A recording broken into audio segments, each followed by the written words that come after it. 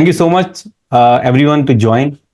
I'm Mustafa, and pleasure to have all of you here. So this is our first session, which is going to be recorded. We have been for other audience, we have been doing this session for This last is 2.5 years. taxonomy and And ontology. okay, so let me mute. I have the power to mute people here in Zoom. Okay. So yeah. So as I was saying that we have been having these kind of sessions with data folks, which you can see here. We have few people in my next slide. Okay, let me go to next slide first. So these are our regular folks who have been with us for last 2.5 years, around 3 years, and we have been discussing purely data topics. We go at a level where we can solutionize things as well, and we talk about challenges, real time challenges. And we normally don't talk about tools and technologies. We are not pre-sales people. We are not sales people. We are actually people on ground, and we try to share our experiences. It's not always about who's right and who is wrong. It's always about what you're doing and somebody else is also doing that or not, and learn from each other. That's the whole agenda of all these sessions. So our actually next session, which is on 14th of June, where we plan to have a discussion on a very hot topic nowadays, which is Gen AI. Everybody want to create chat GPT, but to jump into that session, we all discussed in our last session, there's a prerequisite, which is taxonomies and ontologies. So we all must understand what these two things are. Otherwise, bigger audience won't even understand what Gen AI is. So that is why we have set this session. So I will open. I would like to have few people, our regular folks, to introduce themselves. So first, Marek, my oldest folk, who has dragged me into these online meeting like 3 years back, 3+ years, right, Marek? Right? Yeah, it was Yeah. already. Yeah. Please, floor is all yours. Okay, thank you very much. My name is Marek Sernaski. I'm working at the company Data Tailors at the moment. I spent last almost 20 years already preparing data and leading the data projects from a very small one up to really big one. With the mostly stakeholders like the investors, the owners of the companies, and the people who really wanted to put data in one place to see one truth, one single source of truth, and decide regularly on the data-driven analysis. And through the time, when I started in FMCG, so I was really close to Tesco's and Sainsbury's data or Metro, whatever you think. Then I moved to e-commerce, and finally we started also here in Slovakia. And today I'm just coming back from my client. We started also the manufacturing processes already, so we are really happy.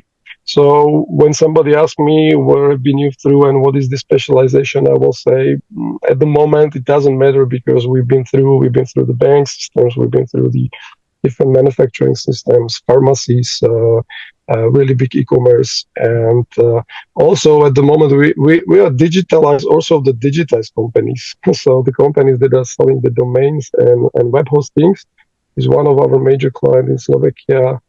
And it exited last week. So we spent the projects 3 years ago. We put together 16 different companies in one place, and they were acquired by, I think, Daniel, you would know, Group One.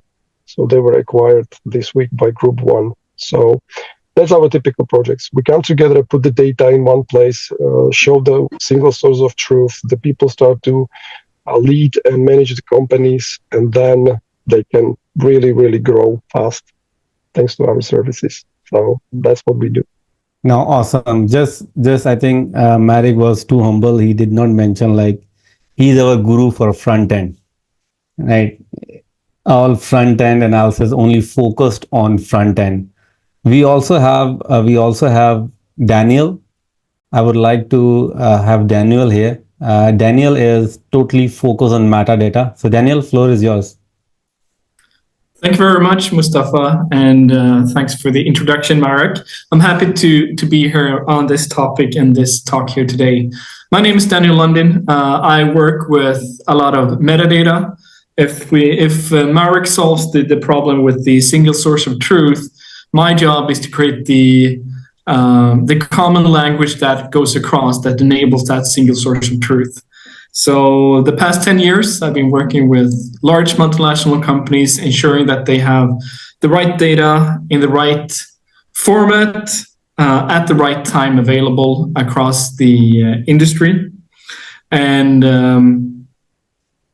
in that context, I use metadata as the enabler to achieve that, which is a very interesting and emerging space. And I will probably delve into that topic when we talk about the taxonomies and ontologies. Yeah. Thank you. Thank you, Daniel. Next is someone who is very near to me, who has been doing the same thing which I have been doing my whole life. Joan, I'll leave the floor for you. Hi, thank you, Mustafa. That's very keen from you, but I'm not even close to your knowledge and wisdom on anything. So anyway, thanks for the doubt of that. I'm Juan. Thank you for having me today. I'm acting today as head of digital and data management in an oil and gas company from Spain.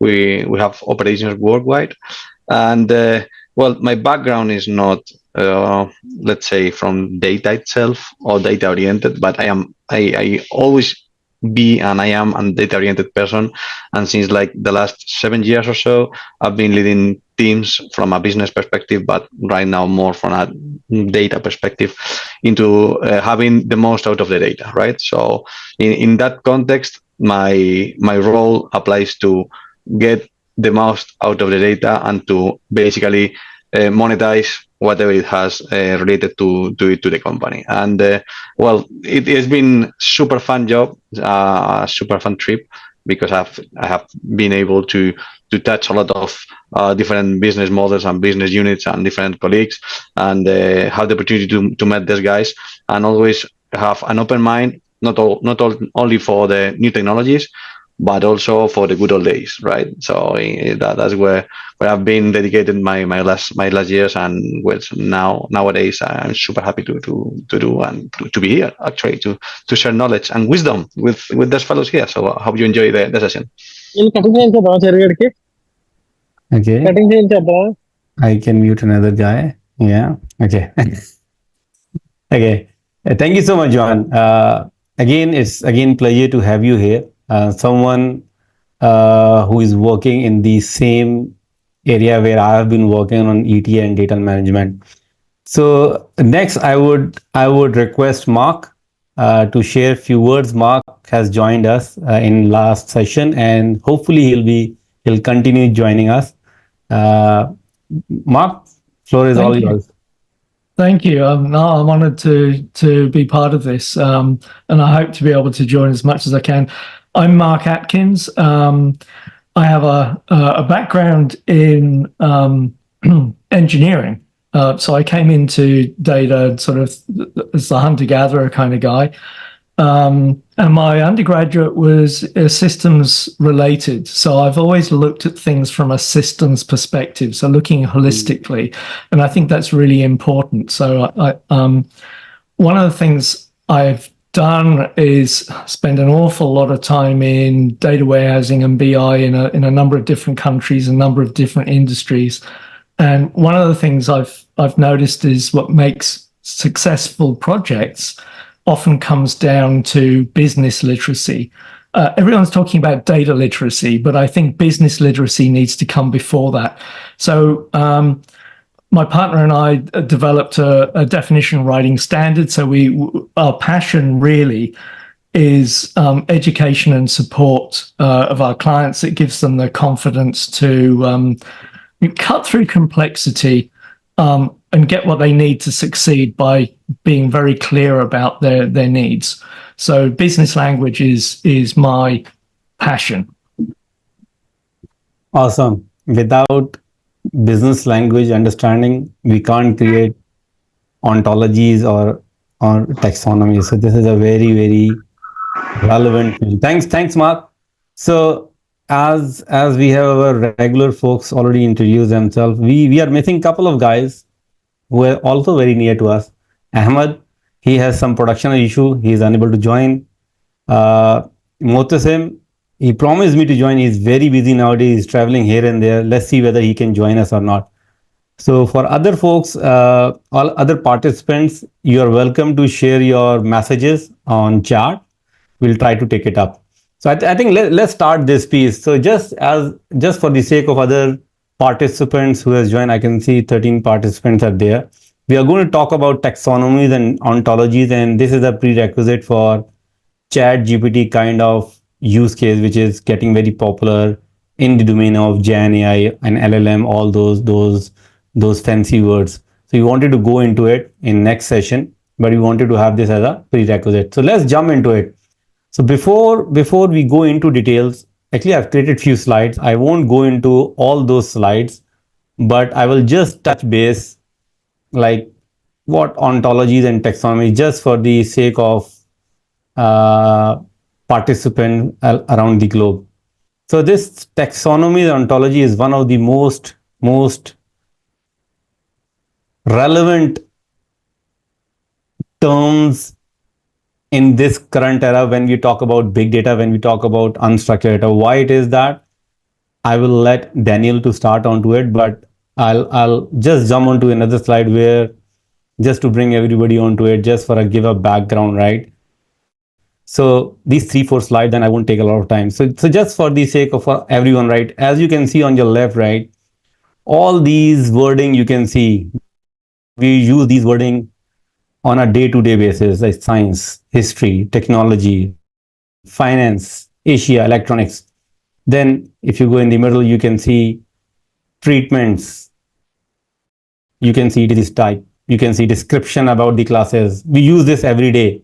Then on your right, you can see is a subclass of region. My screen is a little bit, is a type of link to. These things we use every day in and out, but we do not know, especially structured data folks as well who do data modeling, either it's OLTP system or it is OLAP system. They use these terms on back end of their head to do data modeling. So what these are actually, so in nutshell, all on your left, you can see these are all taxonomies. I'm still not defining the definition, but I'm just giving you a heads up that this is what it is. You do it every day. Next one on your right, on the middle, you can see disease type, special care. What are these things? Descriptions, instances, appointments. These are concepts. And next one is relationships.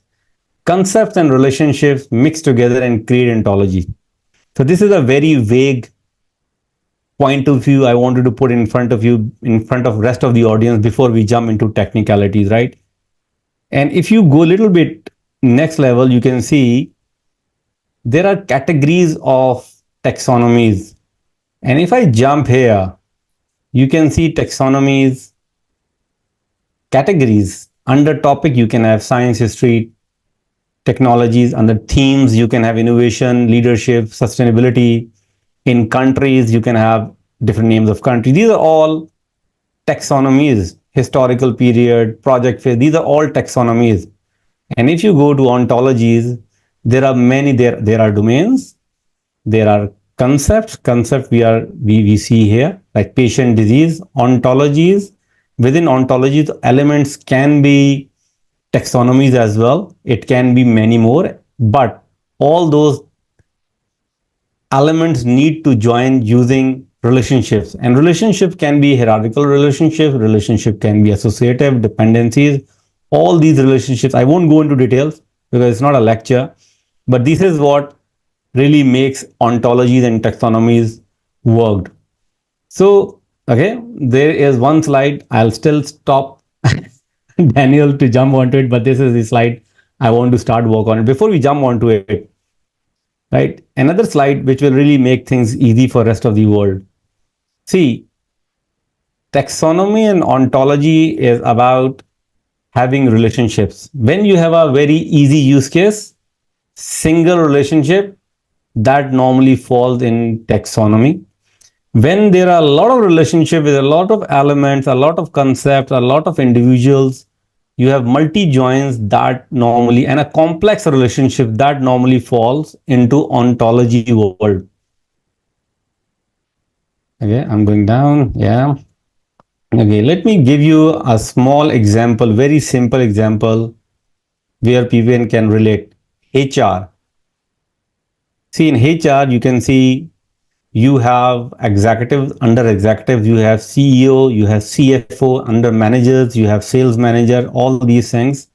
But in ontology, it is more than that. You have taxonomy elements here, but you have additional elements which can be sales strategy. Sales strategy is nothing physical, is a strategy. Recruitment, employees benefits.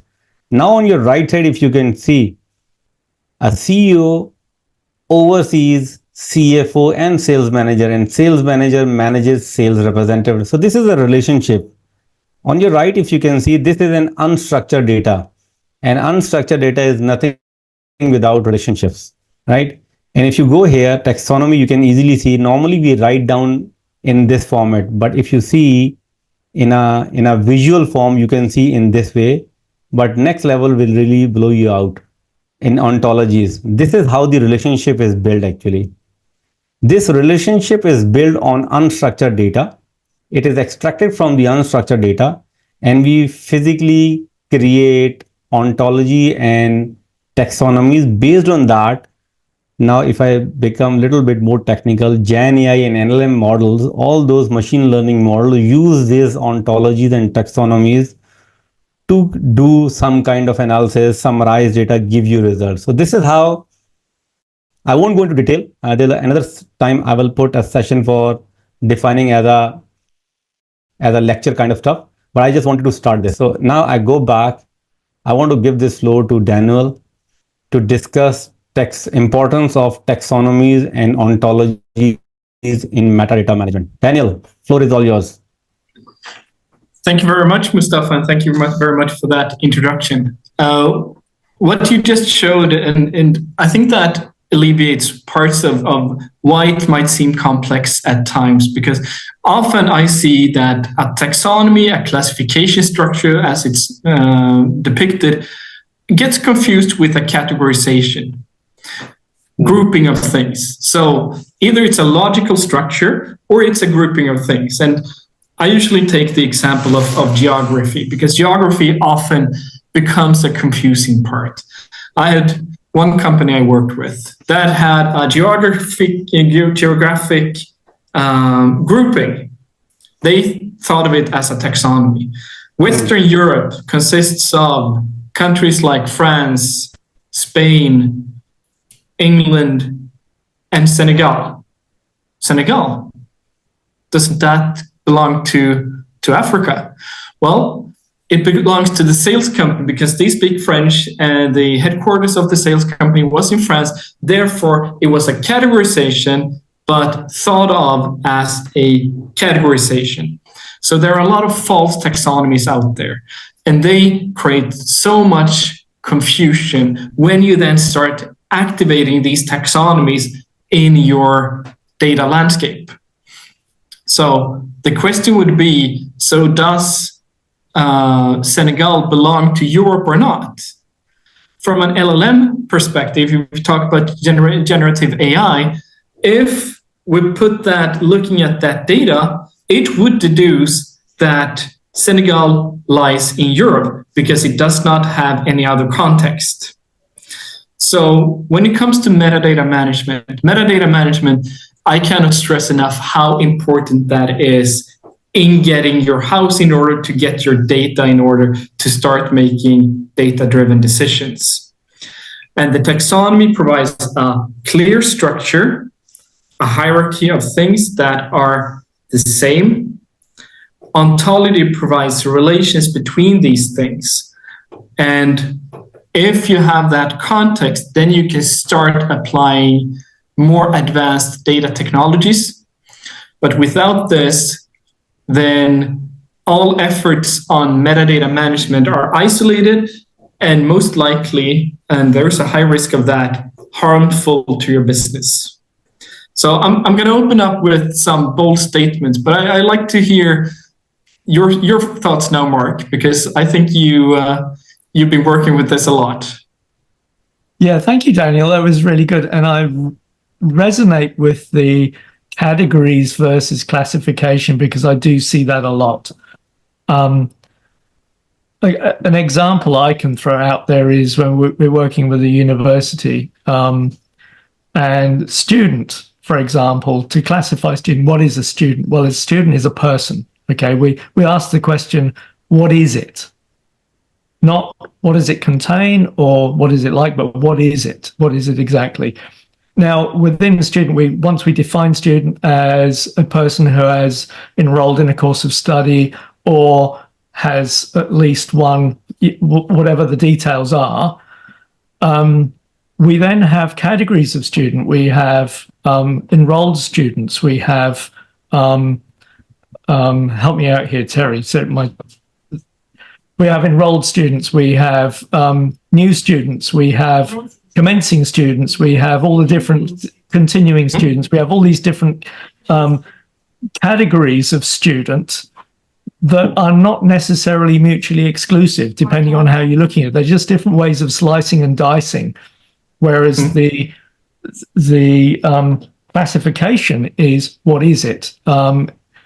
Purdue University's in their OWL, their online OWL, can't think what it stands for, writing lab, online writing lab. So they say a good definition starts with the name, obviously, of the term that you're defining, the classification, what is it, and then what differentiates it from all others of its class. So I think I've probably told you as much as I can show you some examples of how taxonomy and ontology, but I'll leave that for later. But you make a very interesting point, Mark, because in a clean taxonomy, if we take the Linnaean taxonomy, classification of sort of animal and plants, the thing is, a good taxonomy allows you to put an unknown item in one and only one place. It does not belong both as an animal and a plant at the same time. Yeah. And that structure, I mean, as you're describing these students, a student is a student no matter the time period. Have they been enrolled? Are they enrolled right now? Are they future students? The student is still the same thing. So a student must belong only in one place in your taxonomy. And when it comes to categorization, that is when an item can belong in many categories. And that is, of course, where data confusion starts. Yeah. Because you could have, just as well as Western Europe, you could have Mark Atkins' favorite holiday destinations. And France might fit into both of these categories, which is fine, but it's not a good foundation to start structuring your data, especially when you throw it into a large language model or any type of analytics. When we come to Marek and your single source of truth, well, where does France belong? Yeah, it belongs everywhere. If you believe you have a taxonomy, that cannot be true. So now I'm throwing in a curveball to you, Marek. No, I think you're right. And that's what I strive to get with our clients is when they really think about the question, what is it? Not what does it contain? One of my pet hates, I might upset a few people here, but I hate the party model, because what is a party? Oh, the answer I get is, well, it's people and or organizations. Or no, if you use the word or, you're telling me what it contains, not what it is. I want you to answer the question, what is it? And when we work with the business community to do definitions, the two hardest questions to answer are, what is it? And why do you have it? And if you can answer those two questions, then you can really drill down into the details, because people use words, they talk about in data as well as business language, they talk about these concepts, but they don't really understand what they are until you ask those two pertinent questions. Yeah, and those questions provide you with context, because that's often what's missing. I mean, going back to this single source of truth, and I would like to hear Marek your view on this as well. But take a very simple thing. Let's call it revenue. And you say, well, revenue is clear. Everybody knows what revenue is, but you might be a retail chain. And what is revenue?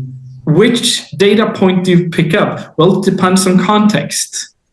Do you have any examples of sort of unclear taxonomies, unclear metadata that creates confusion in the BI layer, Marek? Yes, I have. I think all of the domains which we touch is always the same tricky thing. Thank you very much for Daniel and Mark as well, because this is what we really call the customers before we start any projects. We call let's come together and let's define the definitions and let's define the domains.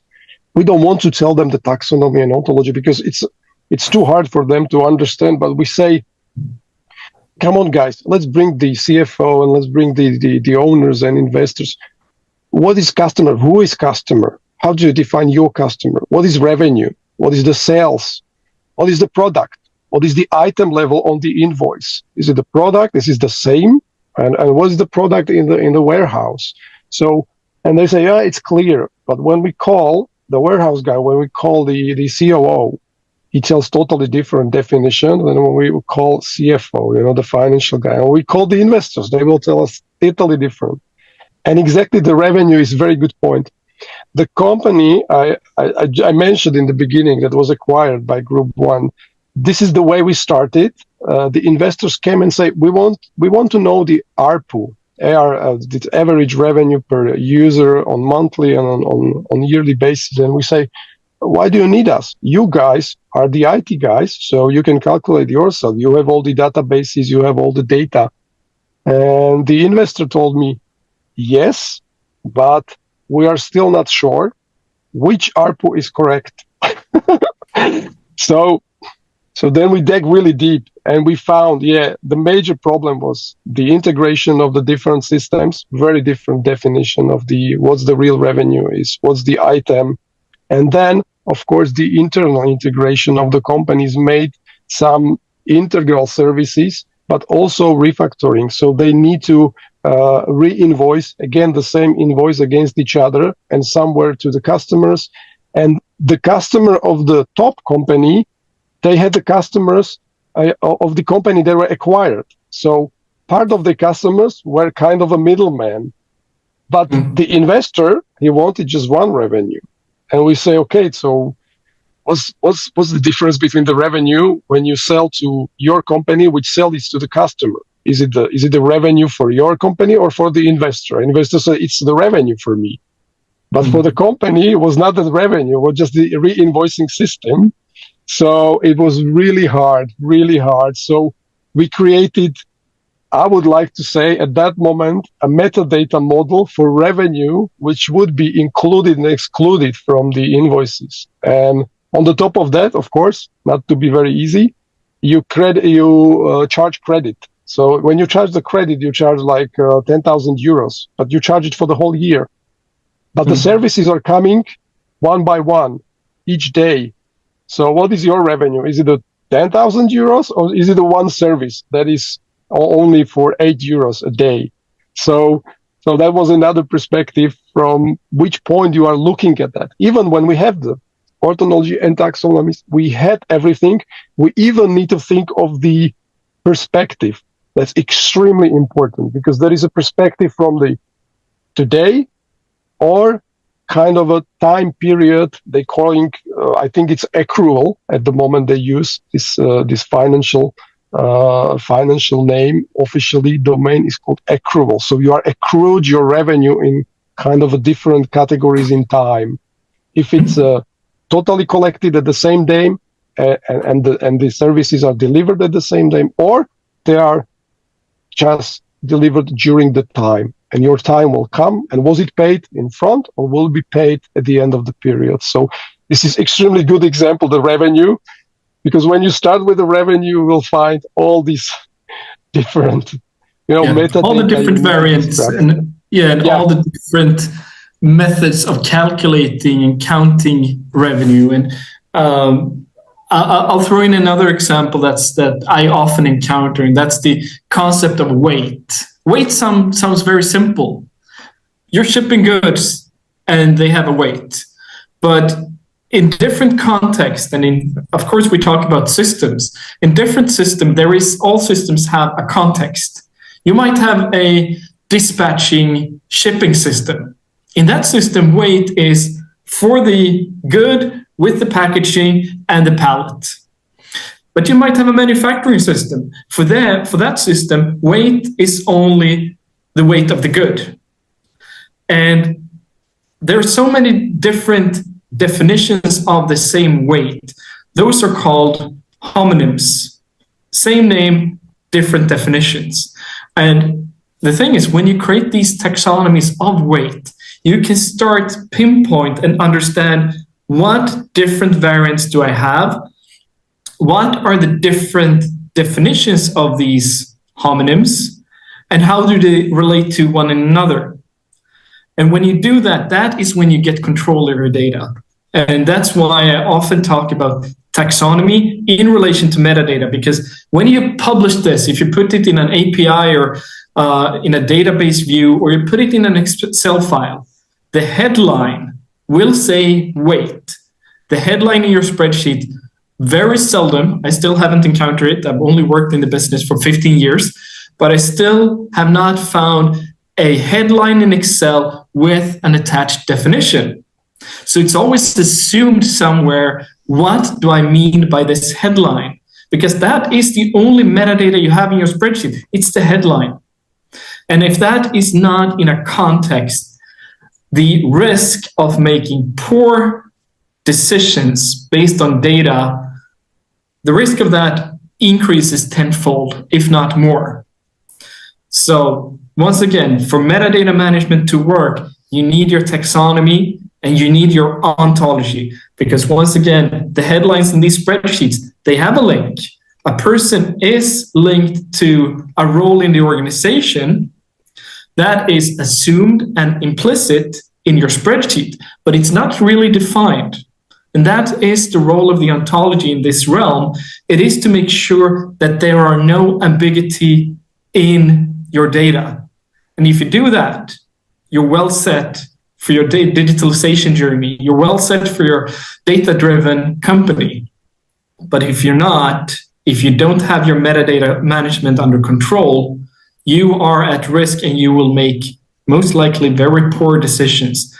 And they are alleviated at a certain degree by people who have worked in your company for the past 20, 30 years and made their business to be the taxonomy and ontology.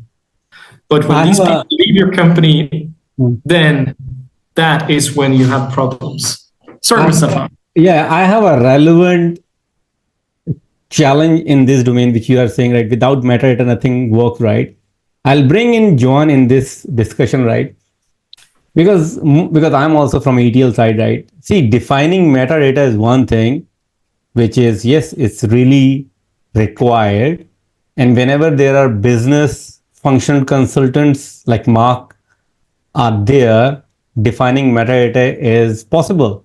But what if metadata management is handled by engineering teams, where we see, John, I think you will comment more on it.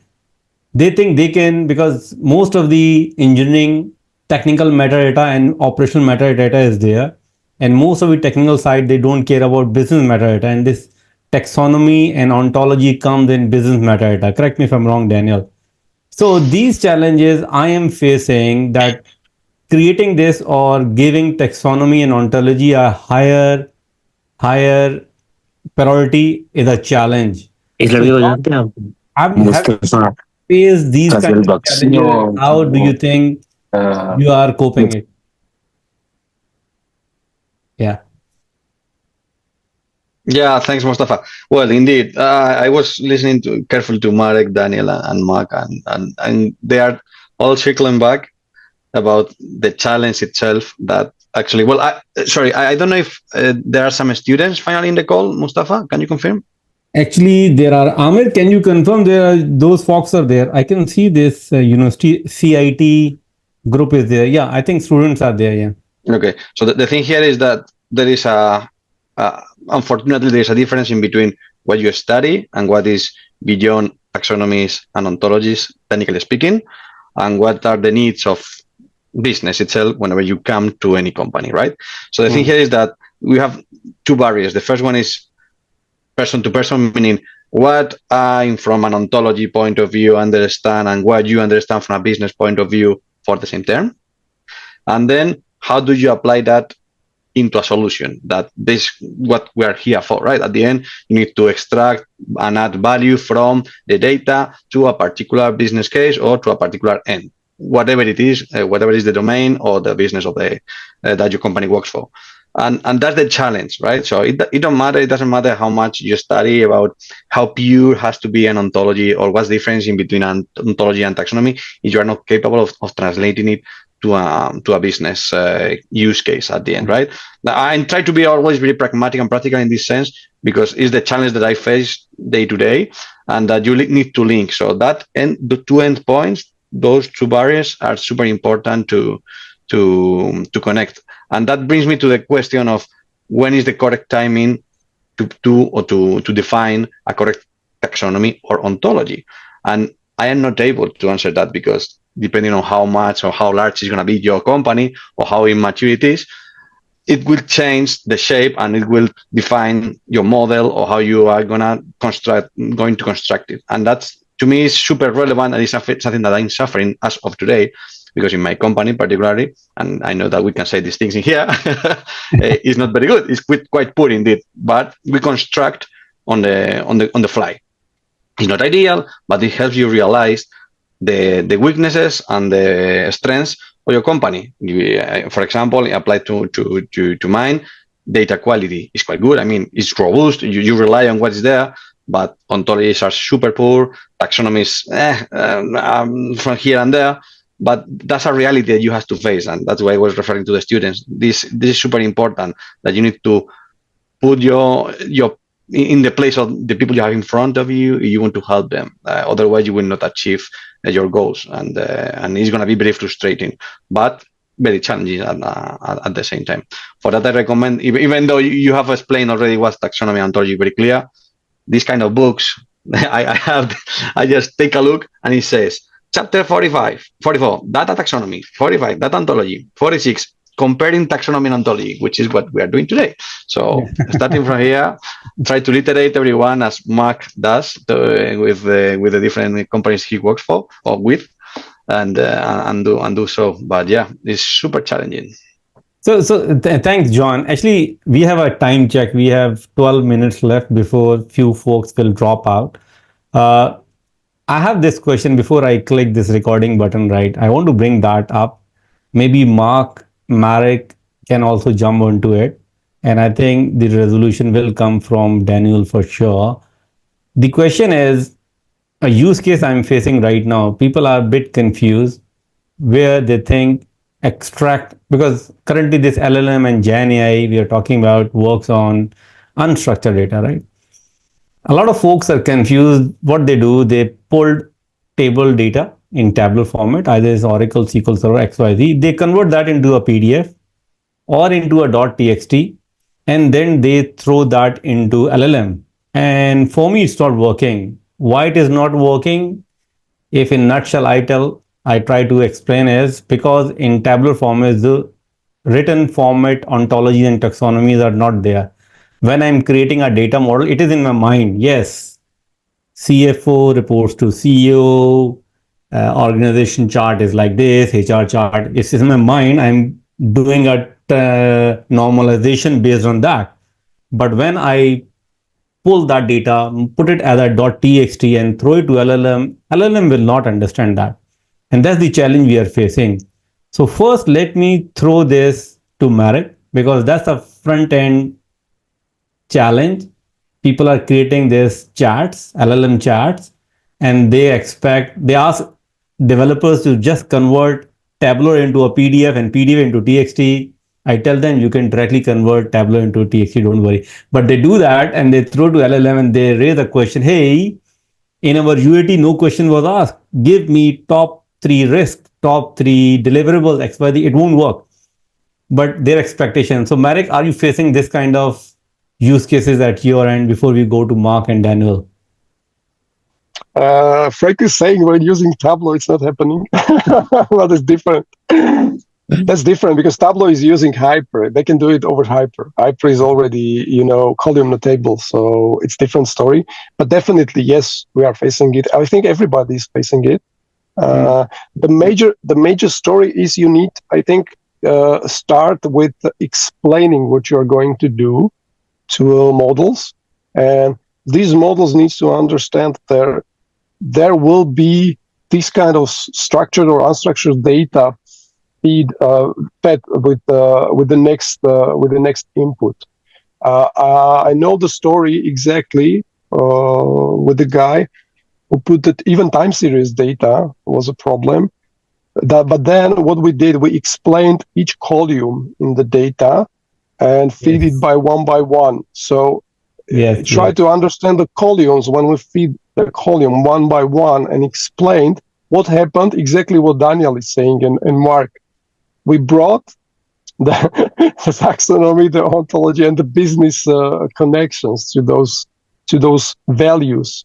So the model created another model, which I think was kind of a metadata model. And then when you put the table with the 3 or 4 columns, then it was correct. You are absolutely right. Actually, you are dot on. For example, right, there are 2 execution phase. Execution phase, there is requirement gathering phase, there is design phase, there is execution phase, there is testing phase, and every phase has a deliverable, which are rows. Once you extract it and put it somewhere, LLM do not know which deliverable belongs to what until unless you tell requirement gathering delivers this, execution delivers this. That's the relationship. If that is not defined, it won't work. So that's the angle I'm also thinking. Is good. Thank you, Marek, to reconfirm that you are trying this session. Marek, what do you think about this piece? Like getting structured into unstructured format, and then without defining relationships, will it work or not? I just want to have your thought on it. I mean, we tried both and still coming back to structure. Okay, my apologies. Okay, my apologies. I named wrong. I was addressing Mark because Mark is also into this domain. Yeah. We have Marek and Mark both. Okay. Well, look, I'm not involved in any technology because I leave that to my clients to do. Yeah. So just to put that little nut on there, but I think there's a couple of things that have come up here. Somebody mentioned homonyms. I'm sorry, I forget. It might be Daniel or Juan. Yeah. The super cool things always come from Daniel. Yeah.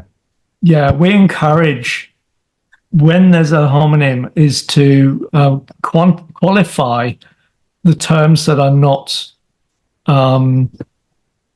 in everyday use. In other words, to teach people to not use the stem of the term, but to use the full form. So, for example, in insurance companies, when we talk about policy, everybody assumes we're talking about insurance policy. We're talking about contracts, insurance contracts. But there are all kinds of policies. There's HR policies. There are leave policies. There are, so we'll allow that stem, if you like, policy for the most used form, but we encourage that qualification of the term. So, is it an HR policy? Is it a finance policy? What kind of policy is it? The other thing is with ontologies and sort of data models. Data models are, if you really are 2-dimensional, you can't get an ontology, really a full ontology into a data model, but you can get an essence of, and this is why data modeling is about design, right? Data modeling is designing the best case of your knowledge that you can then take and implement or further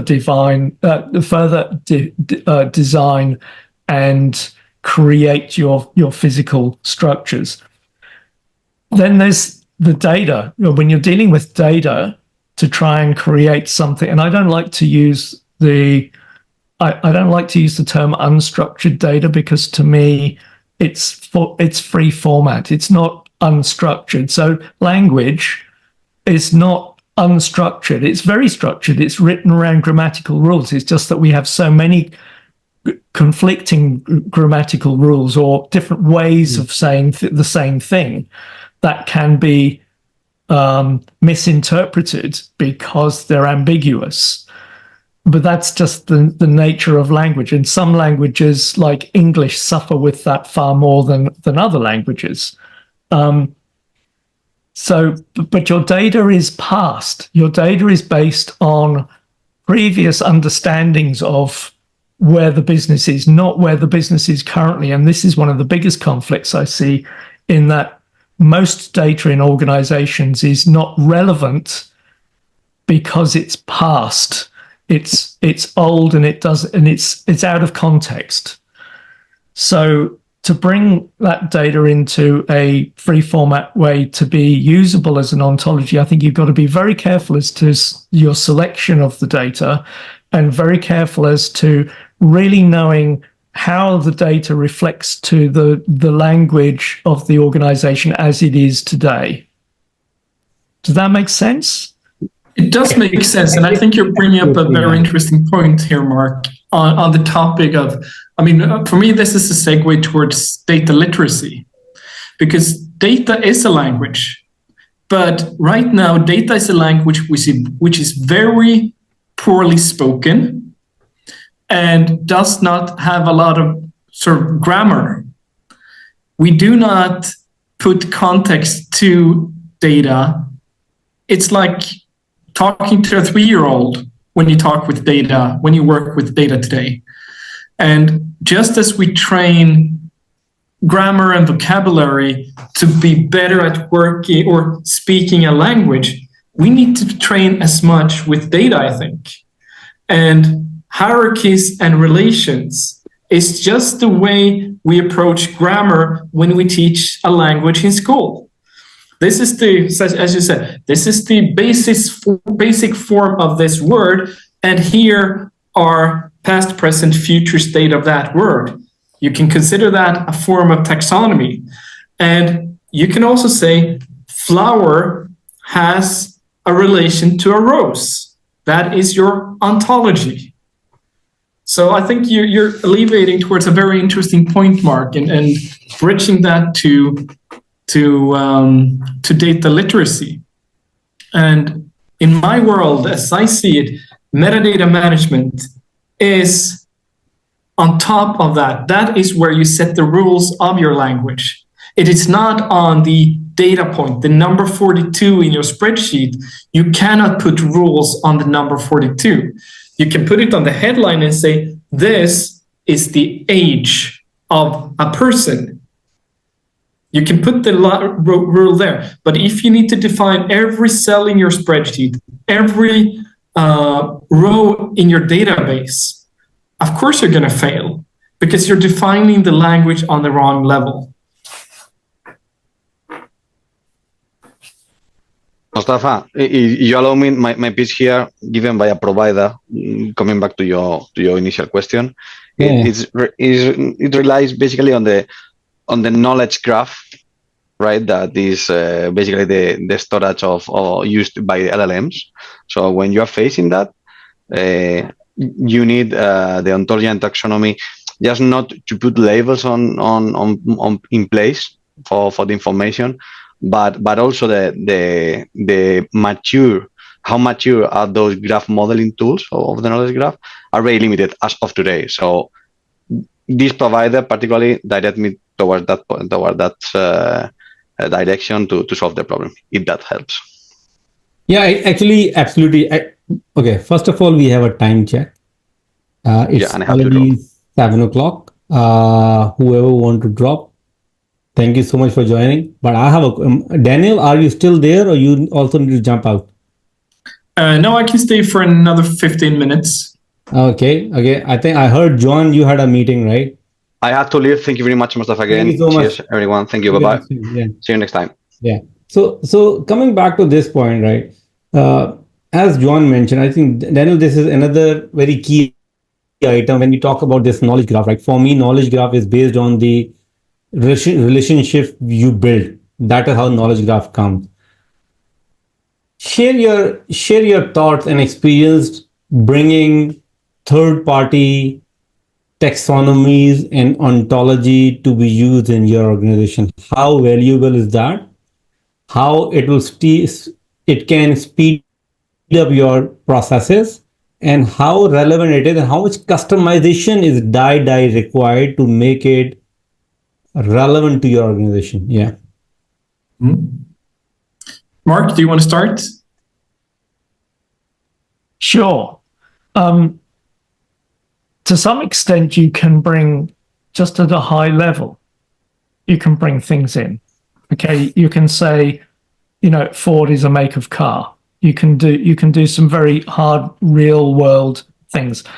But the language within any organization, even between two similar verticals, two telcos, they have different meanings of the same words within those telcos because they have evolved separately. They are organisms that have evolved with their own languages. So it's only a starting point, but you've really got to get to know the language of the organization and understand the nuances of the words that are being spoken. Just as a quick example, university. So we deal a lot with universities. So depending on which student enrollment systems they brought in, they talk about either a course of study and units of study that sit within the course, or they talk about programs and courses. So when somebody from one university has been dealing with a system that has introduced programs and courses to a university that has courses and units of study, and they're talking about courses, they're talking about two different things and they don't realize it. So that's just an example. Technology brings in different terminology as well. So we've got to work. We're multicultural, multi-generational workforces. Language evolves, and the language of the business evolves too. Yeah.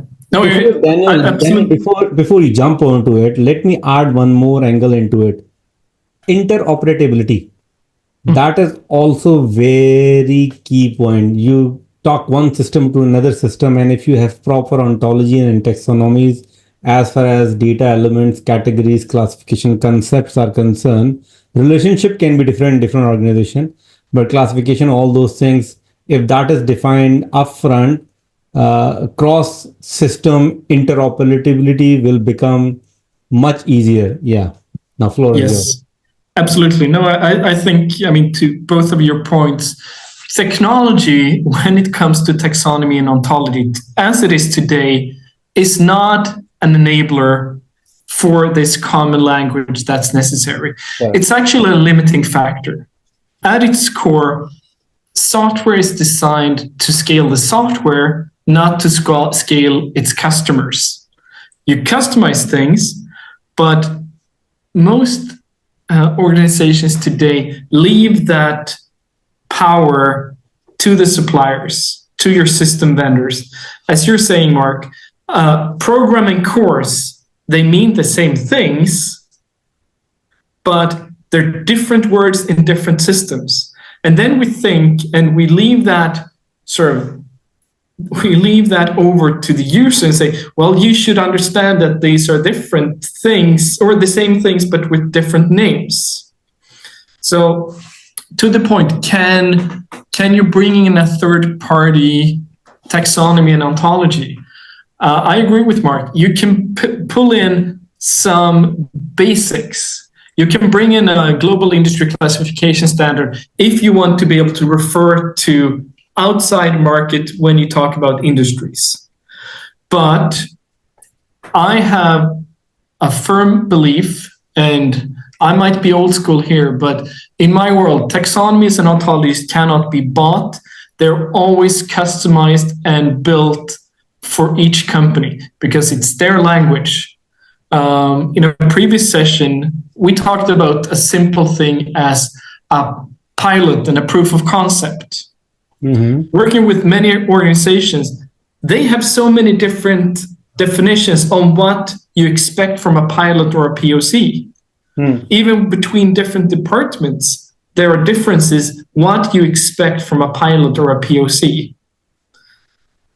And if you don't capture that, if you take in a third-party ontology and taxonomy that describes the different delivery formats of a project, a POC, a pilot, MVP, production ready, if that's not aligned with how you speak in your company, it's going to do you more harm than good. But let me add it here. Let me add it here. Right, this is a live use case I'm also facing, and a lot of other folks are facing. So when you say it's not ideal to import an external taxonomy and ontology, will that not extend the timeline of your implementation? Then everybody will be reinventing the wheel. Is that not true? Because for example, see, sales is a very generic, marketing is a very generic domains, but banking, telco, medical, these are very domain-centric domains, right? Banking has same 80% or 70%, correct me if I'm wrong, same kind of relationships, same kind of ontologies, but relationship can grow, can be customized, and can be reused to help implementations go fast. What do you think, Daniel? Because from this angle, from implementation, because in this current era, everybody want to have first MVP/POC/module in 3 months. So if we start defining every organization start creating this from scratch, won't that impact the ROI or TTM, time to market thingy? So I have two perspectives. One, for me, the creation and implementation of a taxonomy and ontology, it's not a pure technical thing. It's actually mostly a change management thing. Get people on board, speaking to each other, and align on what we mean by certain things. So bringing an external structure in does not necessarily facilitate the discussions that need to happen. So that's why I'm saying that taking something from the outside in, the first thing that will happen when I've tried to do that is everyone starts questioning what you pulled in. And then it gets to a point where everyone is arguing against or highlighting what's wrong in whatever you pulled in, instead of talking together and aligning on what do we mean. Okay, so now this brings another angle, right? Does this mean creating ontologies and taxonomies should not be dependent on a project or any initiative? It should be independent at an organization level. Can I throw something in there? Yes, Daniel, you go first. Sorry. No, you go first. No, you go, Mark. I've spoken so much. Yeah. Okay. Well, I've got to drop off in a minute. I've got another presentation to go to. My thought there is you don't have to boil the ocean. You don't have to describe everything. If you focus on the needs and the issues at hand that are dealing with the business issues at the time, and you work those, then you can be doing it almost on a project by project basis. You can be evolving it. It is an evolution. It's a way of life. And it just really means that, as Daniel said, it's change management. And you have to implement that. You can't do change management as a project. It's a way of life. But you can do the elements of it incrementally. Exactly my point. You have it as a part. It's 5% of every project. That is how the change occurs. The core of this is, of course, where do you store the artifacts of that work? Because they cannot be left in a PowerPoint, Right. stored in a drawer somewhere. Absolutely. And they have to be reused. You've got to put in place reuse, and this is where you get into metadata governance and measurement of the governance. Okay. Yes. How do you measure the reuse so that you can say to the executives, look, this is how much money we've saved by doing this thing that you thought was costly and time consuming? Yes. So the operationalizing of the taxonomies and ontologies, or operationalizing your metadata management, that is at the core. But if you do that, it's a small additional cost. By piece, you're building up kind of, as I usually describe it, you're building up piece by piece the digital twin of your organization. But doing the big bang and say, you know what, I'm going to start a 3-year project. I'm going to create the digital twin of this company with all the definitions and everything. That will never work. Right. That is because change management does not occur that way. It happens in every single project that has a clear business need, that has a clear business owner. That is where the taxonomies and ontologies grow, where they thrive, where you have your change management, and where you then keep on maintaining them. Because the worst that can happen is you do a big thing here and then nobody governs it. That means that money is wasted. So we need to have, as Mark mentioned, we need to have a centralized metadata governance team. But as different projects are creating this taxonomies and ontologies, first rule has to be reusability. People cannot go and keep creating in silos project by project. Project should go into a one repository, and everybody, actually you solve one of my problem, So it's a one takeaway from me from this whole discussion. It's a life solution, some life challenge actually. People end up creating different taxonomies and ontologies, especially when businesses comes and they say, hey, it's my money, I am paying for it. Create a separate knowledge graph or data store for me for my taxonomy and ontologies. But the thing is, taxonomy and ontology is not a data, it's a metadata. So it can be shared across. There is no privacy into it.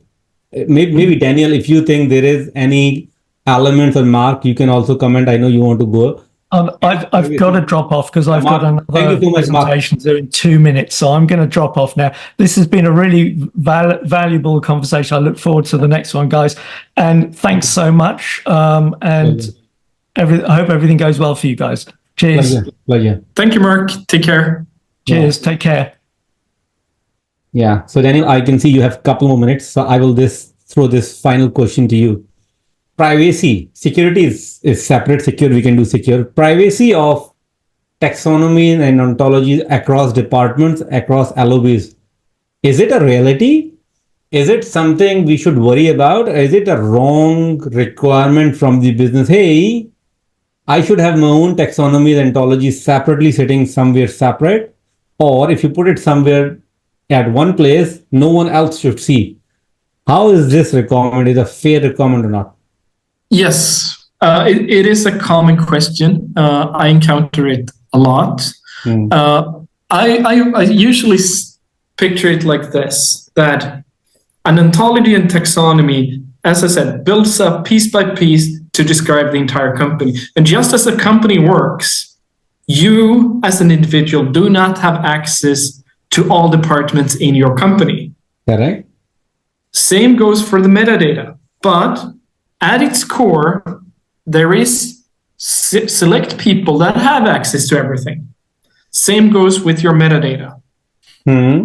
So you have different sensitivity levels of your metadata. So that needs to be able, you need to be able to govern that in your knowledge graph or your meta graph.